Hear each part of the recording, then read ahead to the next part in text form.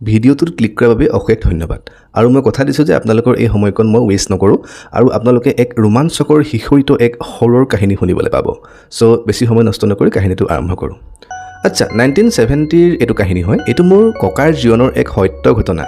মোৰ ককাৰ ঘৰ আছিল লখিমপুৰত আমাৰ পুৰণা ঘৰ বৰ্তমান আমি তাৰ পৰা উঠি আহিলোঁ বাৰু যে কি নহওক 1970 সেইটো সময়ত মোৰ ককা প্ৰায় 19-20 বছৰীয়া এজন সফল যুৱক সেই টাইমত বোলে হেনো বৰ ডাঙৰ বানপানী এটা হৈছিল অসমত একদম উটাপুৰা বানপানী আচ্ছা আমাৰ ককাৰ ঘৰ লখিমপুৰত একদম পুৰা বানপানী মানে একদম পুৰা হাহাকাৰ মানে পৰিৱেশ মানে এসপ্তাহ 10 দিন পানী মানুহৰ ঘৰত সোমাই আছিলে এনেকুৱা পৰ্যায় পাইছিলে কিছুমান মানুহৰ ঘৰত টিঙৰ ওপৰেদিও পানী গৈছিলে আমাৰ ককাহঁতৰ ঘৰতো পানী সোমাইছিলে ককাহঁতৰ ঘৰৰ ভিতৰত পানী গাঠিটো সমান পানী চোতলত গোটেই পানী জেগাই এআঁঠু এবুকু এডিঙি পানী মানে একদম পুৰা ডাঙৰ বানপানী আৰু সেইটো সময়ত মানুহৰ হাতত মোবাইল টিভি এইবিলাক নাছিলে কাৰণ সেইটো সময়ত মানে মানুহবিলাকে প্ৰায় পানী বাহিলে ধৰক জোৰ কটা বুলি যে কয় মানে মাছ ধৰিবলৈ যায় আমাৰ ককা আৰু ককাৰ মাক অকলশৰীয়াকৈ আছিলে সেইটো সময়ত আমাৰ ককাৰ দেউতাক মানে আমাৰ আজু ককা সেইটো সময়ত মানে কলিকতাত এটা কোম্পানীত কাম কৰি আছিলে বা যে কি নহওক সেই বাৰিষা সময়ত মানে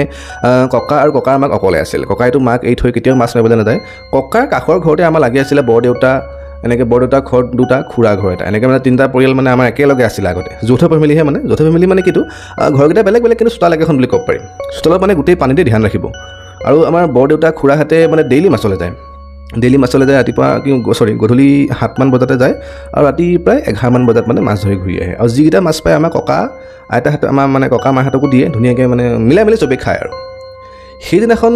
মানে দিনটো বৰষুণ আছিলে মই যিদিনাখন কাহিনী ক'বলৈ গৈছোঁ ভালকৈ শুনিব দেই পুৰা দিনত বৰষুণ আছিলে বৰষুণটো গধূলি প্ৰায় 6-7 মান বজালৈকে দি আছিলে আৰু গাঁৱৰ জেগাত তেতিয়া কাৰেণ্টৰ ব্যৱস্থাও নাছিলে সোনকালে ভাত পানী খাই ককাহঁতে প্ৰায় 7 মান বজাতে বিচনাত পৰিলে মাকৰ গাটো ইমান ভাল নাছিলে অকণমান বেমাৰ আছিলে তেতিয়া সেইটো সময়ত বৰ্তমান বাৰু তেওঁলোক কোনো নাই বৰ্তমান পৰলোকগামী হ'ল বা যে কি নহওক সেইটো সময়ত মানে ভাত পানী খাই মানে শুই গ'ল প্ৰায় 7 মান বজাত নিশা ঠিক 9-9:30 মান বজাত ককাহঁতৰ চোতালত পানী আছে বুলি কৈছিল যে মই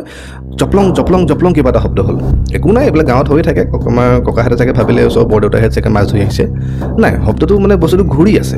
ৰাউণ্ডকৈ যে ঘূৰি জপলং এনেকৈ মানে ৰাউণ্ডকৈ ঘূৰি আছে তেতিয়া ককাই এবাৰ মাত লগালে কোনেও সেয়া বৰদেউতা নি খুৰা নি সেইফালৰ পৰা একো সহায় নাই কোনেও বুলি কৈছে একদম শব্দটো লগালগ মানে একদম পদূলি মুখ পালেগৈ